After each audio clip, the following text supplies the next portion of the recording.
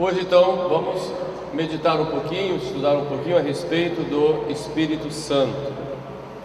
Quem é o Espírito Santo? Uma vez São Paulo, ele indo a Éfeso, chega lá e encontra várias pessoas batizadas. Já havia uma comunidade em Éfeso, e Jesus pergunta se eles foram batizados no Espírito Santo.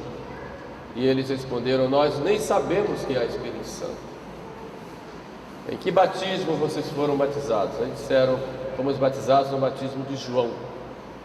Então ele os instruiu a respeito da doutrina do Espírito Santo, e eles então foram batizados no batismo no Espírito Santo, que é o batismo que nós recebemos em nome do Pai, do Filho e do Espírito Santo. Por isso é importante para nós conhecermos quem é o Espírito Santo, qual é a ação do Espírito Santo na nossa vida, a ação do Espírito Santo na vida da igreja e a ação do Espírito Santo no mundo. O Espírito Santo é a terceira pessoa da Santíssima Trindade. Sabemos que em Deus há três pessoas distintas. O Pai, conhecendo-se a si mesmo, gera o Filho. Ou melhor dizendo, Deus, conhecendo-se a si mesmo, gera. O que gera é chamado de Pai, porque é princípio da geração, mas que não é maior que o Filho. O Pai gera o Filho desde toda a eternidade, e o Filho gerado pelo Pai desde toda a eternidade. Então, gerado no sentido presente, porque para Deus não existe passado nem futuro, tudo é presente. Então essa geração, podemos dizer, de modo mais simples, é contínua. O Pai gera o Filho desde toda a eternidade. O Filho é gerado pelo Pai desde toda a eternidade. Como diz lá no credo, gerado, mas não criado. É uma resposta que a igreja dá a Ario, que dizia que o Filho era criado, era o maior das criaturas, ou talvez uma espécie de semideus, mas não é Deus. Então a igreja responde que o Filho é consubstancial ao Pai, tem a mesma substância do Pai, tem a mesma natureza do Pai. O Pai e o Filho se contemplam. O Pai ama o Filho, o Filho ama o Pai. Mas esse amor não é um amor abstrato. Esse amor do Pai e do Filho, nessa contemplação mútua, é uma pessoa, é o que nós chamamos de Espírito Santo. A Sagrada Escritura dá o nome de Espírito, embora o Pai, Filho e Espírito Santo é Deus, um Espírito, porque Deus é Espírito. Os anjos também são espíritos. Nossa alma é uma substância espiritual, mas Deus é o Espírito, como nós sabemos, perfeitíssimo, eterno, e é o Criador de todas as coisas, do céu e da terra.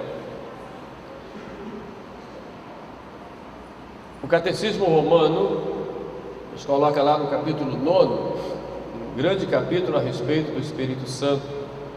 É muito profundo e valeria a pena a gente estudar, conhecer bem. E primeiro ele começa falando da explicação do nome, por que chama Espírito Santo. E a própria Sagrada Escritura que vai nos falar que o Espírito Santo chama Deus de Espírito Santo, mas vai mostrando que é distinto, de Pai e Filho. Mas Davi dizia: e não tireis de mim o vosso Espírito Santo.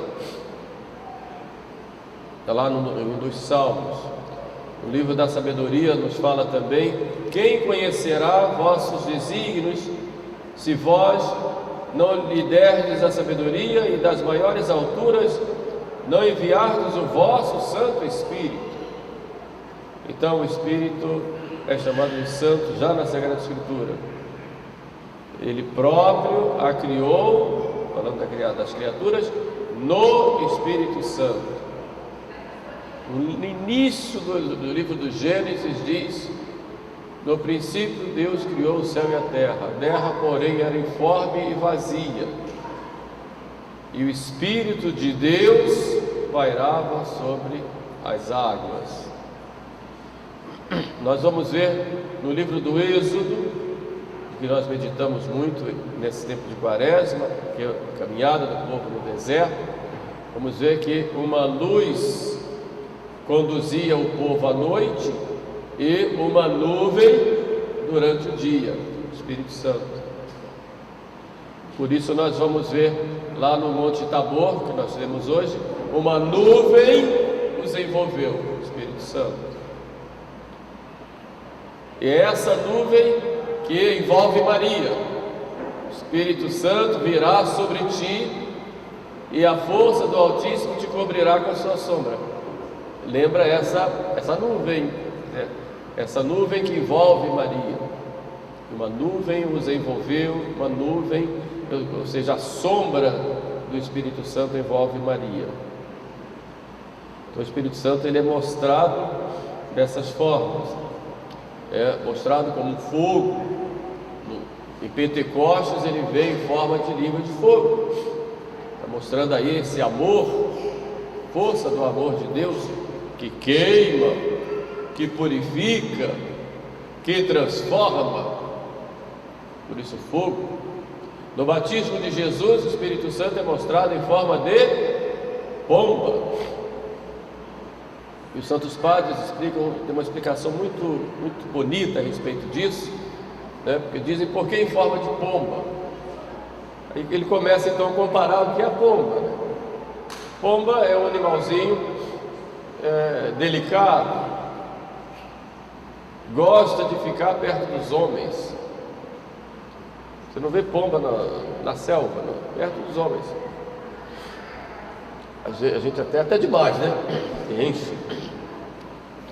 Mas a pomba, depois a pomba não tem garras.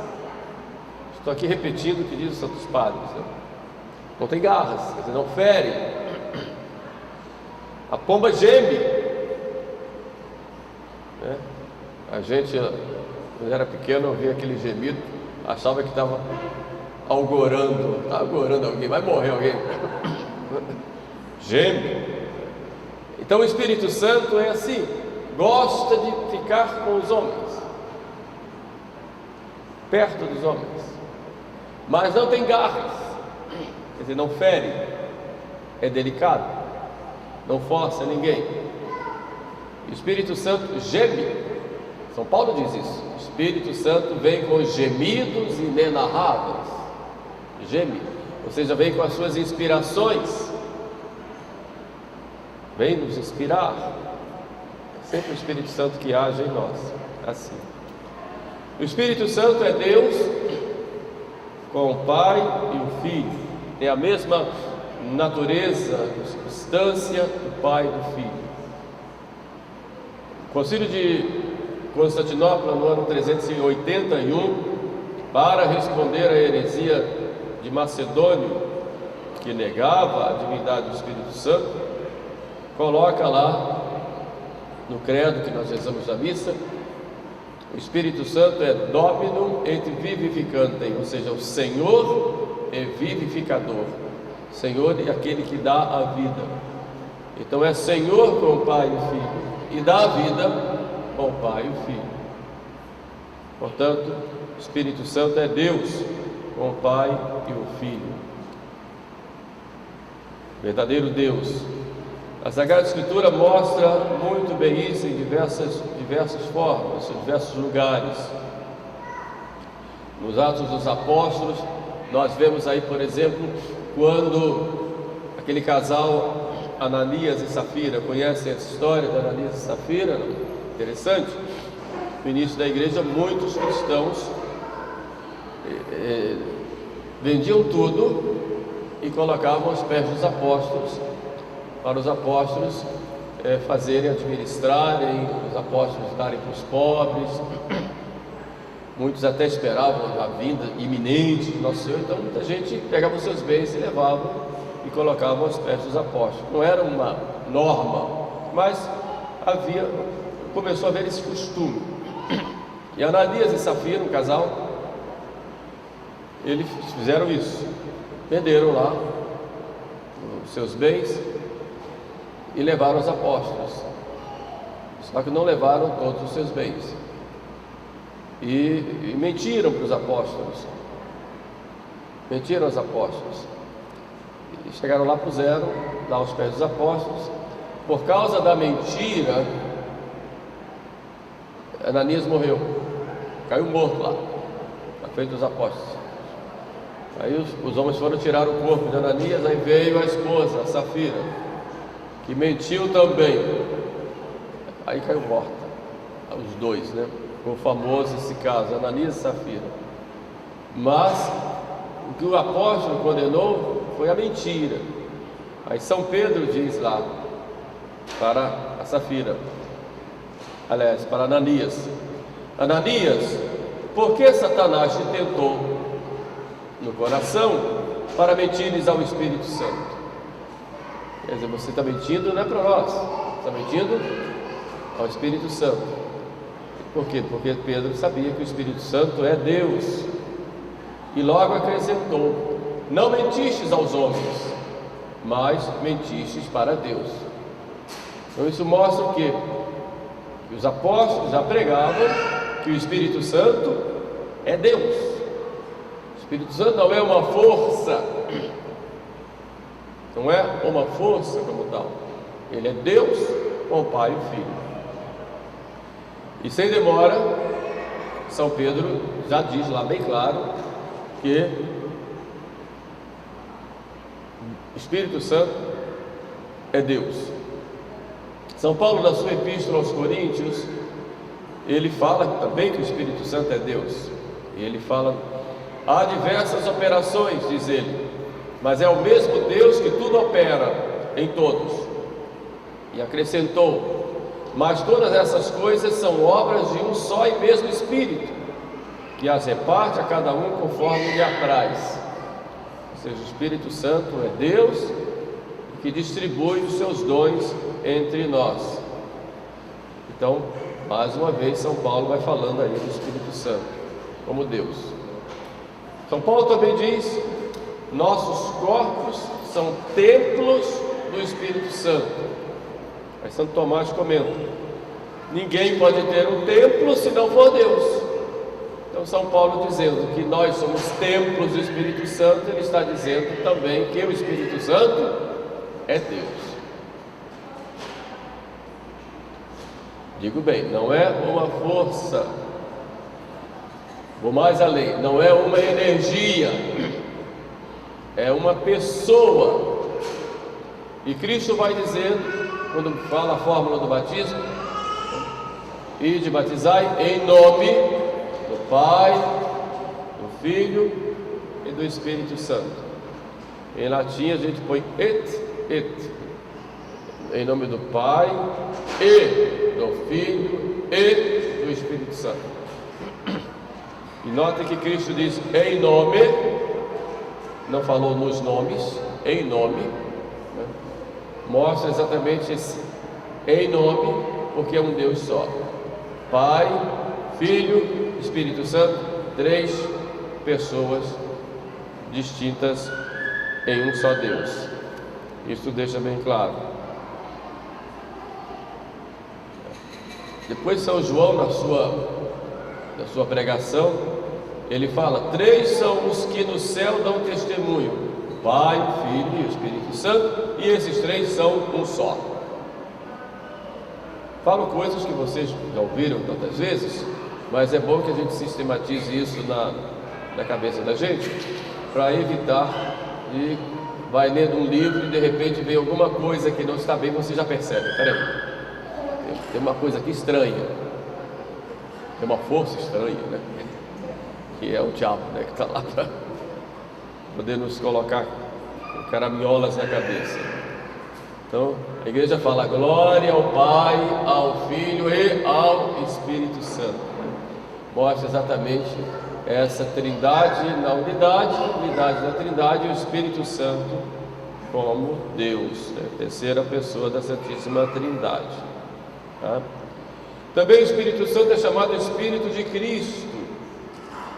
Isso São Paulo fala. Quem não possui o Espírito de Cristo, este não lhe pertence. É pelo Espírito de Cristo que nós chamamos Abba, Pai. E Cristo chama também de Espírito do Pai. O Espírito enviado pelo Pai. Eu vos enviarei do Pai o Espírito Santo. E Cristo chama também de Espírito de verdade. Eu vos enviarei do Pai. O Espírito que procede do Pai. Alguns entenderam, poxa, isso procede só do Pai, porque Cristo falou só do Pai. Mas o Espírito que procede do Pai, que eu vos enviarei do Pai, e na verdade ele procede do Pai e do Filho por via de amor, que é o amor do Pai e do Filho. Não sereis vós que ireis falar mais, o Espírito que o Pai enviará, ou o Espírito do Pai vos ensinará todas as coisas. Qual é a ação do Espírito Santo em nós? Primeiro diz, o Espírito Santo como que nos recria, nos transforma, nos faz novas criaturas. Cristo, quando fala do batismo, cita lá para Nicodemos: quem não for batizado, aliás, quem não nascer da água e do Espírito Santo não entrará no reino dos céus.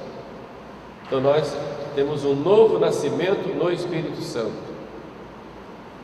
Às vezes eu fico questionando, quando pessoas já adultas, já batizadas, e perguntam: você foi batizado no Espírito Santo? Imagina o batismo do Espírito Santo hoje como se fosse uma coisa extraordinária, diferente do batismo que nós recebemos muitas vezes quando crianças. E colocam: eu fui batizado no Espírito Santo, falou novas línguas, fez coisas extraordinárias, como se isso fosse o batismo no Espírito Santo. Na verdade, o batismo no Espírito Santo é feito quando nós fomos batizados, quando crianças.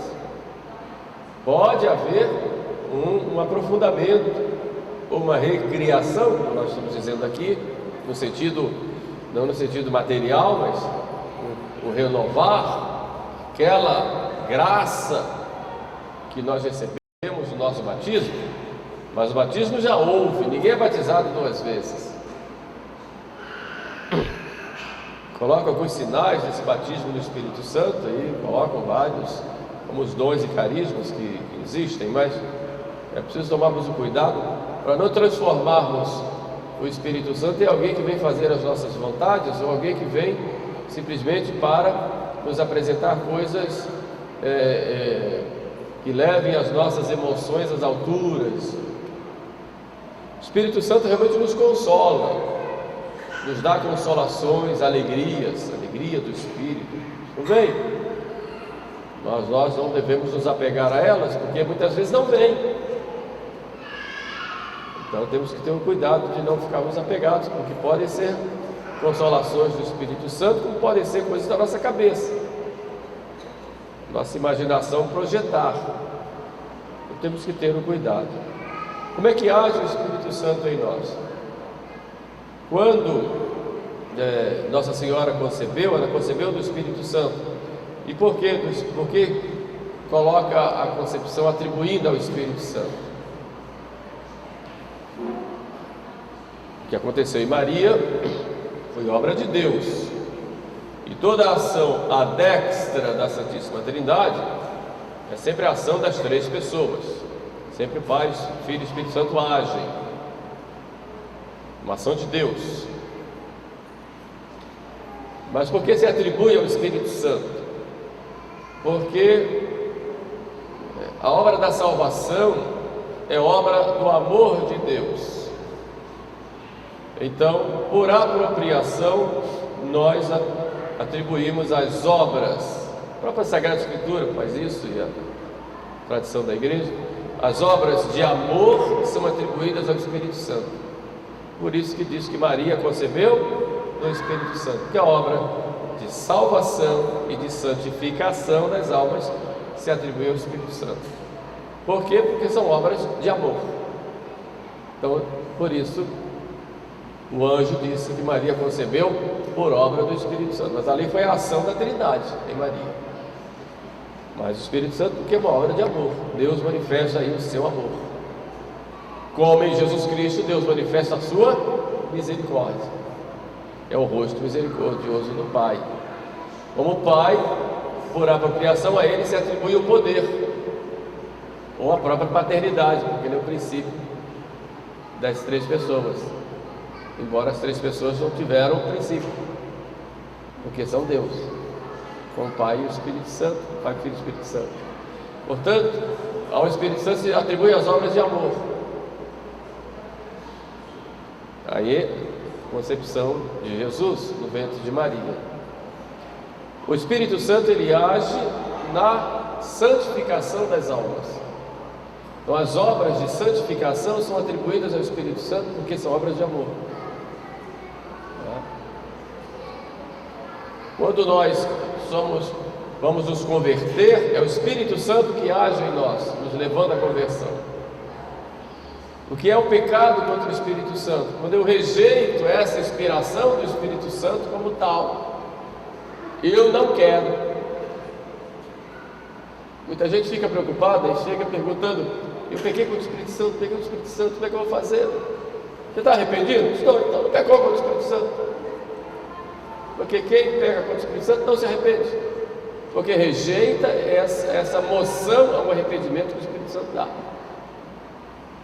A igreja coloca designa alguns pecados contra o Espírito Santo, por exemplo, negar a verdade conhecida como tal, pecado contra o Espírito Santo, porque o Espírito Santo mostra a verdade e você nega conhecendo a verdade como tal, mas não há arrependimento, por isso não tem perdão. Não é porque Deus não queira perdoar, mas porque a pessoa rejeita o arrependimento, então evidentemente vai se condenar. Um outro pecado contra o Espírito Santo é desespero de salvação, porque a pessoa morre em estado de desespero de salvação, desesperada, não tem mais jeito, o Espírito Santo vem movendo, gemendo para a pessoa se arrepender, a pessoa desesperada não se arrepende, então não tem perdão. Mas não é porque Deus não queira perdoar, porque a pessoa não quer perdão, não tem mais jeito. Como diz uma história, né? O pão já está duro, a faca já não corta. A pessoa morreu dizendo isso, o padre lá ao lado, tentando levando a palavra de Deus, vendo Deus é misericordioso, e a pessoa, não adianta, padre, o pão já está duro e a faca não corta mais. A pessoa morreu, desesperada, se condenou, aí a gente não sabe, Deus é que sabe, mas é desespero de salvação, é realmente pecado contra o Espírito Santo. De modo que nós temos que ter essa abertura ao Espírito Santo, que vem para nos salvar, nos converter e vem para nos santificar. Não é preciso tomar muito cuidado, daí a importância de ter um diretor espiritual ou de ter um confessor fixo, porque ele vai fazendo o discernimento dos espíritos. Muitas coisas nós achamos que é o Espírito Santo e não é. O diabo também coloca lá suas inspirações, muitas vezes como coisas aparentemente boas, mas para nos enganar. Então é preciso que uma outra pessoa isenta faça o discernimento e diga: cuidado, que isso não é de Deus, isso é do demônio, que o demônio coloca, e às vezes a pessoa não entende, não compreende, achando que é de Deus. Por exemplo, quando você tem um movimento que te leva à vaidade, é do demônio, não é do Espírito Santo. O Espírito Santo te leva à humildade. Quando você tem qualquer inspiração que te tira você do caminho da igreja, embora possa ser até aparentemente boa, não é de Deus, é do diabo. Quando tem alguma inspiração que tira você das suas obrigações de Estado, como padre, como religiosa, como mãe, como pai, como esposo, como esposa, pode ser até uma coisa boa, aparentemente, mas não é de Deus, é do diabo. O Espírito Santo vai te inspirar para você ser santo naquele estado para o qual Ele chamou. Você vai deixar de fazer comida para o seu esposo, chega cansado do trabalho, porque você vai ficar na igreja o dia todo e vai ficar lá até altas horas da noite, etc.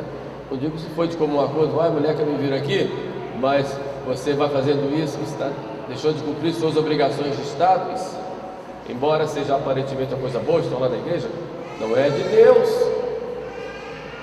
Fazer grandes penitências que prejudiquem a saúde é do demônio, cuidado, entende? Então por isso é importante que haja um discernimento.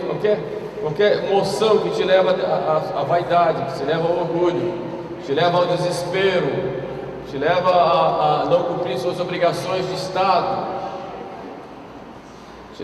te afasta do caminho da igreja, até do ponto de vista institucional, não é de Deus, é do demônio.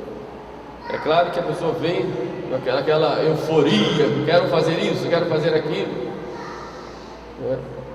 Uma vez, há muitos anos atrás, numa diocese aí, bem distante, uma senhora se converteu e falou assim: agora que eu me converti, vou usar só preto, todo de preto. Ele falar comigo, agora usando só preto. Bom, não tem nada contra preto, eu uso preto. Mas a senhora está viúva? Não, meu marido está lá, forte. Então para de usar preto. Direto, ele está matando seu marido? Ande bonita, para agradar seu marido. A não ser que seu marido goste, só quero que você ande de preto. Então a gente tem que ter certos cuidados, porque são coisas simples, mas que o demônio vai colocando mais para a pessoa por vaidade do que exatamente pelo sentido da coisa. Vá fazer outra penitência, vá fazer outra penitência, e vai te aproximar de Deus, vai te tornar mais humilde, e vai te exigir mais sacrifícios, entenderam? Então é importante que a gente faça esse discernimento. Então, por isso que disse Jesus, nem todo aquele que diz Senhor, Senhor entrará no reino dos céus, porque muitas vezes fala Senhor, mas não é do Senhor. E o Espírito Santo vai agindo aí na santificação das almas. O Espírito Santo dá os seus dons para nós, que a igreja coloca como 7 dons, baseados naquilo que disse Davi, falando do Espírito do Senhor que vem. E diz: são os 7 dons: sabedoria, entendimento, conselho, fortaleza, ciência, piedade e temor de Deus. Sabedoria, entendimento, conselho, fortaleza, ciência, piedade e santo temor de Deus. Davi diz: início, sapiência e temor domini. Para chegar à sabedoria, tem que começar pelo temor de Deus. Alguns dons do Espírito Santo, que são moções do Espírito Santo e movimentos mesmo do Espírito Santo na nossa alma, nos move exatamente para nós alcançarmos o nosso fim último, e é Deus, e nos santificarmos. Isso começa com o santo temor de Deus, que vai nos levar à sabedoria. Alguns dons iluminam a nossa inteligência, outros fortalecem a nossa vontade. Então o Espírito Santo vai agindo assim em nós. São Paulo diz: não contristeis o Espírito. Não contristeis o Espírito. O Espírito Santo nos dá graças. A graça nos vem do Espírito Santo no dia a dia. A graça de estarmos aqui por obra do Espírito Santo. O Espírito Santo é que faz em nós a comunhão do Espírito Santo, né? E o Espírito Santo que nos prepara para recebermos nosso Senhor, para estarmos em Deus e unidos a Deus. Essa é a ação do Espírito Santo em nossa vida.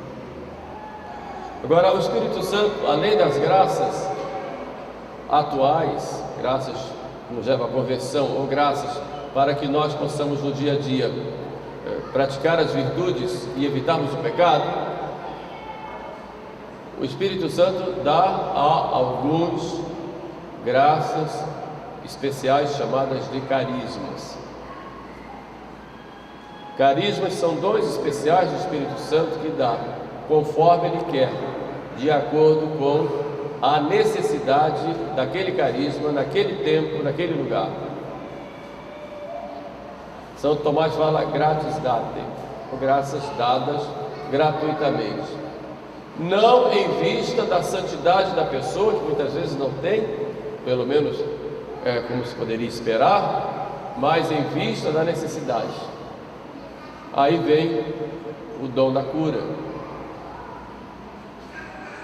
o dom de perscrutar os corações.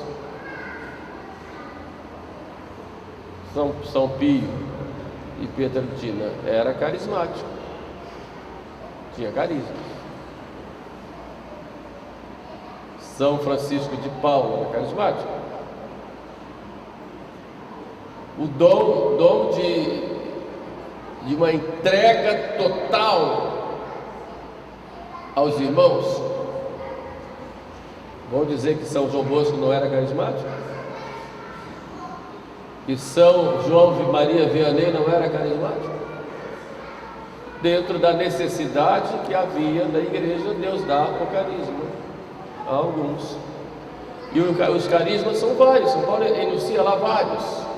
E quando fala do dom das línguas, quando alguém tiver esse dom, que haja quem explique, porque é dado para a edificação da igreja, e que não fiquem todos, os coríntios eram chamados a atenção nesse sentido, não fiquem todos falando em línguas lá, porque quem passar na rua vai achar que é uma casa de loucos. Mas existe. Como modo de oração, alguns teólogos afirmam que sim, um grau assim de contemplação. Esse é um ponto que mereceria um estudo mais profundo, que não vou entrar aqui. Mas de qualquer forma, o Espírito Santo vai dar o dom da profecia, o dom de interpretar uma profecia, o dom. Preciso tomar cuidado, porque preciso fazer o discernimento diante disso, né? Mas são dons que o Espírito Santo dá. O dom da própria sabedoria, são dois. O Espírito Santo dá a alguns. O dom de um conhecimento de coisas que muitas vezes não tinha, o Espírito Santo dá. Então o Espírito Santo ele distribui os dons, então a gente não pode negar isso. E distribui sempre quando há a necessidade, né? naquele contexto histórico, a necessidade. Na igreja, assim o Espírito Santo age também. Então a igreja de Jesus Cristo, ela é carismática. Quando usa esse termo, muita gente diz a igreja é a renovação carismática. Não, a renovação carismática é um movimento na igreja. Mas a igreja ela é carismática, ou seja, o Espírito Santo ele sopra onde quer, dá os seus carismas onde quer e a quem ele quer, de acordo com as necessidades. De acordo com a necessidade. São Francisco era carismático, recebeu o carisma próprio. Naquela época havia uma necessidade. A igreja estava numa crise muito grande, então São Francisco recebeu um carisma próprio e aí viveu o carisma. Outras pessoas viram e começaram a viver o mesmo carisma. São Francisco queria viver o Evangelho em plenitude, ir à radicalidade do Evangelho, coisa que já tinha se perdido em muitos ambientes católicos. E São Francisco começou a viver sem condenar os outros, porque quem que vive o carisma não está preocupado em condenar ninguém, está preocupado em viver o carisma.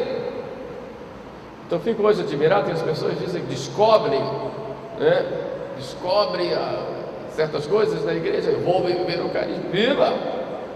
Mas para viver o carisma só sobrevive se for condenando todo mundo. Aí, peraí, isso não é. Aí é que entrou o demônio com o seu rabinho.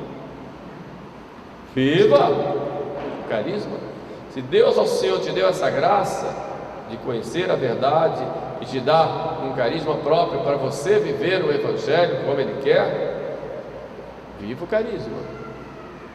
E a gente tem visto aí surgirem muitos movimentos, né, no sentido de carismas, cuidar dos pobres. Vamos dizer que Santa Teresa de Calcutá não tinha um carisma lá na Índia, e depois se espalhou pelo mundo inteiro, de ir às pessoas mais abandonadas, mais sofridas na sociedade, trapos humanos que são Jesus, está jogado na sarjeta, e as irmãs irem lá cuidar, dar atenção, dar carinho, dar alimento, levar para albergues, lugares para serem tratados com dignidade. E a gente vê hoje muita gente se achando o top da igreja, fazendo críticas, aquilo lá, por isso, por aquilo, mas ela era assim, assim. Pelo amor de Deus, gente, ela tinha um carisma. Irmã Dulce tinha um carisma, entenderam? Curando as feridas. Quem é que vai lá na rua ver uma pessoa lá com uma ferida lá e se abaixa e suporta aquele mau cheiro, aquela dificuldade, se abaixa, vai lá limpar aquela ferida e tal? Muitas vezes passa católicos top, que dizem top, não tem coragem de fazer isso, e a irmãzinha vai lá e faz. Deus deu um carisma próprio, e outras pessoas se juntaram e começaram a ajudar. E assim na igreja, de acordo com as diversas necessidades materiais, espirituais, morais, né, o Espírito Santo vai dando esses carismas próprios, e é daí que nós vamos ver as grandes fundações, são frutos desses carismas vividos pelos fundadores, e que, vivendo o carisma, ele agrega outras pessoas para participarem da vivência do carisma. Então as congregações religiosas aprovadas pela igreja, todas foram fruto disso. Entenderam? Hoje a gente vê também os carismas diversos em muitos lugares, porque a igreja, o Espírito Santo, continua infundindo seus carismas à igreja, de acordo com as necessidades espirituais, materiais, etc., da época, né, e de determinados lugares. Continua isso no mundo. Por isso a gente vê novas fundações. O Espírito Santo continua agindo, não abandonou a igreja. A igreja tem esses carismas. Porém, a igreja é hierárquica. Ela é carismática porque o Espírito Santo sopra onde quer, mas ela é hierárquica. Quem vai fazer o discernimento do carisma? A hierarquia. Quem vos ouve, me ouve, quem vos despreza, me despreza. Então Cristo deu à igreja: eu vos enviarei do Pai, o Espírito de verdade, e Ele vos ensinará todas as coisas. Então quem guia a igreja é o Espírito Santo. Então não pode haver um carisma do Espírito Santo se vai contra a ordem constituída por Cristo na sua igreja. Entenderam? Porque o Espírito Santo não se contradiz. Então o Espírito Santo sopra aqui, dando carismas, mas tem que soprar ali para fazer o discernimento. E outra coisa importante, muitas vezes, quando aquele que recebeu o carisma vai viver o carisma, vai apresentar isso às autoridades da igreja, muitas vezes não encontra no primeiro momento uma acolhida ou uma compreensão. Isso na história está cheio disso. Pega São João Bosco aí, vocês vão ver. E outros, Padre Pio, meu Deus do céu, como aquele homem sofreu. A igreja é feita de homens, mas a ação do Espírito Santo leva a pessoa que realmente tem o carisma à humildade e à obediência, porque não é ainda o momento. Então, a pessoa na vivência do carisma também é aprovada. Ou vocês pensam que São Francisco foi acolhido assim de primeira? Claro que não. São Francisco se revoltou? Não. Na mesma época apareceu um homem chamado Pedro de Valdo. Pela mesma época, que também via a crise da igreja, crise moral, etc. E ele então ficou revoltado contra as autoridades e fez o grupinho dele. Não queremos saber das autoridades, porque está tudo acabado, está tudo destruído, ninguém presta, não serve. Fez o grupinho dele. São Francisco viveu o Evangelho e teve o grupo dele. Qual foi a diferença de Francisco para Valdo? Um foi lá e beijou os pés de Inocêncio III, dentro daquela corte que Deus sabe como estava. E Valdo não. O que Valdo fez? Fundou os valdenses, né? Que é uma heresia, caiu na heresia. E São Francisco nós sabemos. De modo que a gente tem que estar sempre esperando que Deus vai se manifestar através dos apóstolos, dos sucessores dos apóstolos. E muitas vezes, até pessoalmente não aceitando aquele carisma, pessoalmente não aceitando, o Espírito Santo vai cuidar com que aquilo seja aprovado na época, na hora certa, mesmo enfrentando dificuldades. Porque a preocupação de quem tem o carisma não é fazer uma transformação do mundo, é viver o carisma. São Francisco não tinha a intenção de reformar a igreja, mas de viver o Evangelho. Entenderam?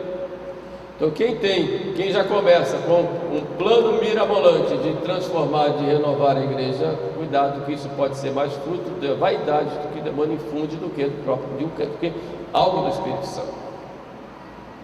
Entendeu? Essa é a realidade. Isso aqui é assim que funciona a igreja. Eu posso dizer isso de modo bem tranquilo, sem medo de errar, porque é assim que funciona. Se você vê alguém que tem o carisma, mas que naquele carisma fere a comunhão foi estabelecida por Cristo na igreja, a gente questiona, será que era realmente um carisma? Ou se o carisma veio e a pessoa depois, pelas suas fragilidades ou pela sua vaidade, se afastou do caminho? Pode acontecer também. Entenderam?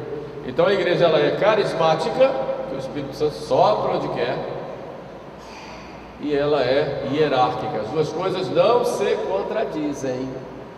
Entenderam? Não se contradizem. E repito, quem tem o carisma, o Espírito Santo dá para servir, para a edificação da igreja, não é? Ele faz isso, independente até da santidade da pessoa, porém, o discernimento, ele é feito pela igreja, como tal, institucional, por aqueles que Cristo colocou. Quem vos ouve, me ouve, quem vos despreza, me despreza. Entenderam? Quando tem uma fundação nova, aí já vamos falar do ponto de vista canônico. Chegam lá, primeiro a gente pede para a pessoa viva. Mas a gente está fazendo a fundação aqui, não. Viva! Viva o carisma que você tem como carisma. Viva! Passa a viver o carisma. Depois de um certo tempo de vivência do carisma, agora tente colocar no papel essa vivência do carisma aí. Aí a pessoa vai colocar lá do jeito que vive, né? Aí a gente vai pegar aquilo ali, vai analisar se tem o carisma, qual é a profundidade, etc. Como é essa vivência.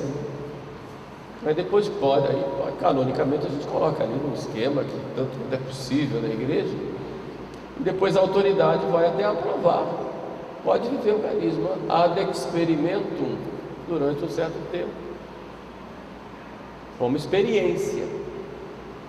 Então, 2 anos, 3 anos, 5 anos, de acordo com o discernimento lá da autoridade, normalmente é o bispo. E depois disso, então, a igreja vai observar se a pessoa, se aquilo ali realmente é uma obra de Deus, vai ver pelos frutos. E vai olhar sempre os frutos.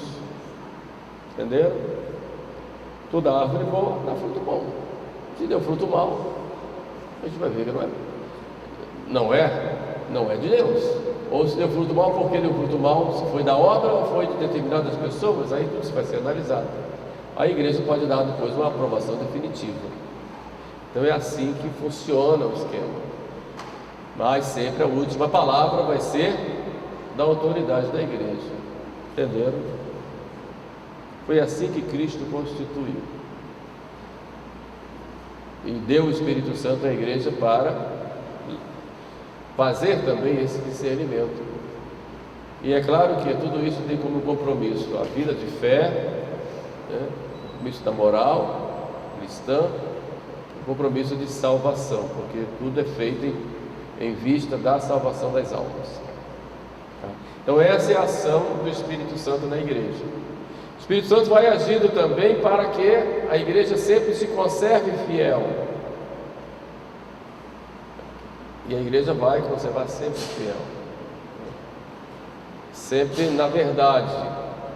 Depois nós vamos, quando formos falar do tratado da igreja, que vai ser logo depois, vamos ver como isso acontece do ponto de vista prático, né? Mas é o Espírito Santo que é a alma da igreja, e quem guia a igreja é sempre o Espírito Santo, que é a alma da igreja. Aconselho até vocês lerem aquela encíclica de Pio XII, Mystici Corporis, o corpo místico. É interessante lerem para a nossa próxima aula. A gente vai falar um pouquinho sobre a igreja, para lerem um pouquinho essa encíclica. Isso vai nos ajudar muito a compreender a igreja, né, depois nos novos documentos que foram feitos em função também desse, porque a igreja do magistério não morreu com Pio XII, ele continua.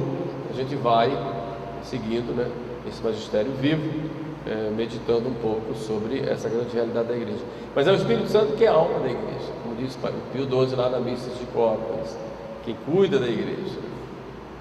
Não deixa a igreja errar, não deixa a igreja ser destruída, é a força da igreja. Entendeu? Assim age o Espírito Santo na igreja. O Espírito Santo pode agir fora da igreja? Pode. Que isso, padre? Pode. Vou dizer para vocês de modo muito simples. Quando chega uma pessoa que não é batizada, essa pessoa pertence à igreja ou não pertence à igreja? Não pertence. E a pessoa, tocada pela graça, procura a igreja. Eu quero conhecer, estou assim extasiado com a história com a vida de Cristo, por exemplo, e eu quero ser católico. Essa pessoa já é católica? Não.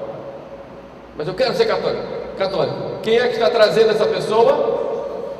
O Espírito Santo. O Espírito Santo age fora da igreja ou não age? Age, mas age para levar a pessoa para a igreja. Entenderam? Quando a gente fala isso, esse padre virou progressista. Não, mas é realidade. É realidade. O Espírito Santo pode levar a pessoa para ela, mas sempre para conduzir a pessoa para a salvação, né, que é dada pela igreja, através da igreja. Entenderam? Então, por exemplo, o missionário chega no lugar de missão, todo mundo pagão. Como os missionários chegaram aqui no Brasil, os índios todos, antropófagos e intelectuais, e todo mundo pagão. Eles já estavam esperando o Evangelho e já havia elementos do Evangelho na vida deles. Alguma coisa havia. Era a preparação que o Espírito Santo estava fazendo para que quando viesse o missionário, eles estavam preparados. Não pertenciam à igreja, mas era a preparação da casa para receber o Evangelho. É assim que age o Espírito Santo. Entenderam? A conversão é obra da graça de Deus que vem do Espírito Santo, meus irmãos. Essa é a verdade. Por isso a igreja, ela sempre desde o início respeitou as culturas, todas. Mas eram pagãos? Sim. Mas havia elementos de cultura que eram preparação, não é que é a salvação, não vou entender nisso, mas eram elementos de preparação para a chegada do Evangelho. Isso cada época da história, né?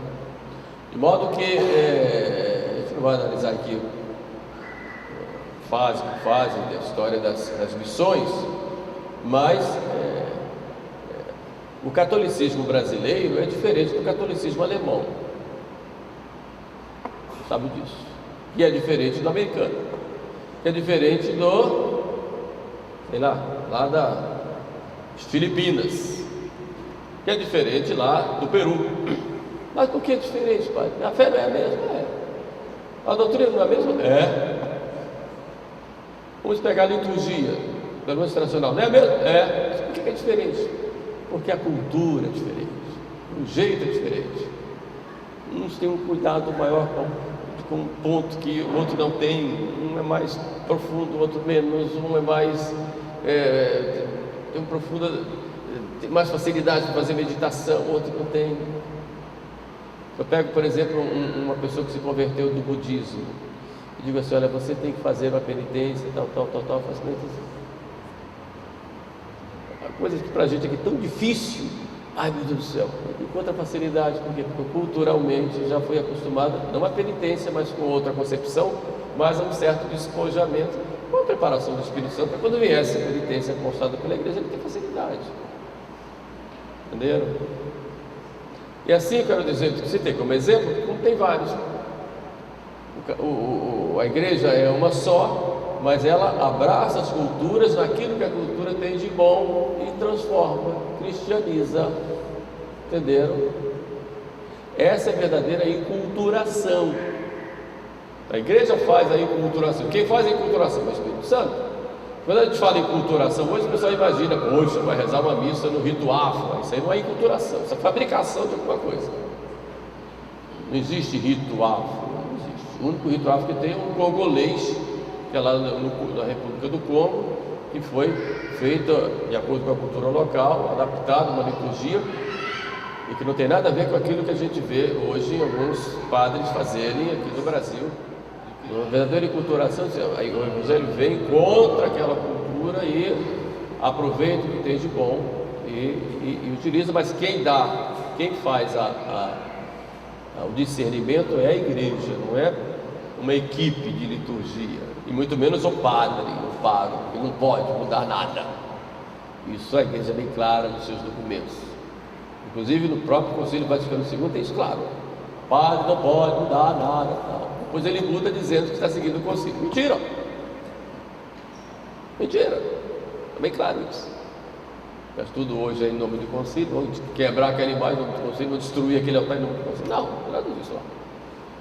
Vocês rezam em latim, estão contra o concílio, mas o concílio mandou rezar em latim, e o povo aprendesse.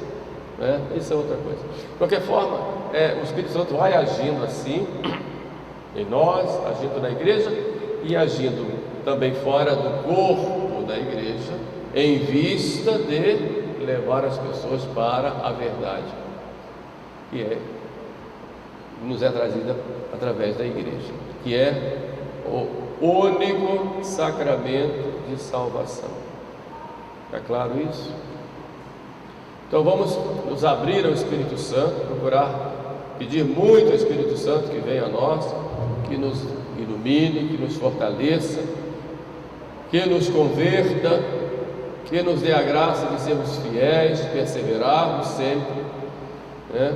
O Espírito Santo nos eleve para que possamos cada vez mais lutar contra o pecado e procuremos praticar as virtudes de Cristo. O Espírito Santo vai nos dar essa graça, tá bom? Então fica aqui para vocês um breves palavras, um pouco sobre o Espírito Santo, que é Senhor e vivificador. Amém.